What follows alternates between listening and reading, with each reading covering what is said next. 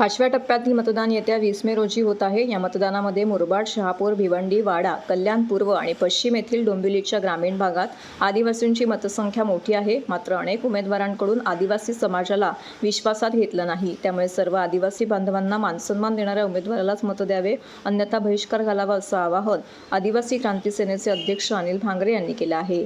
अनिल भांगरे यांनी प्रसिद्धीस दिलेल्या पत्रकामध्ये म्हटलंय की मुरबाड, शहापूर, भिवंडी, वाडा, कल्याण पूर्व व पश्चिम तसेच डोंबिवलीच्या ग्रामीण पट्ट्यात आदिवासींची मोठी संख्या आहे. या भागातील आदिवासींच्या जमिनीवरती धनदांडग्यांनी कब्जा केला आहे.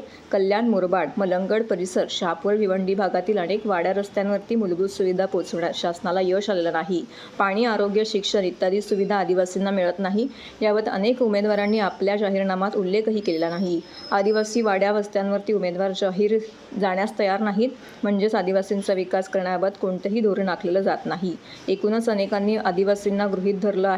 त्यामुळेच आताचे उमेदवार आदिवासी समाजाला मानसन्मान देतील अशाच उमेदवारांना मत द्या, अन्यथा बहिष्कार घालावा असं आवाहन अनिल भांगरे यांनी केलंय.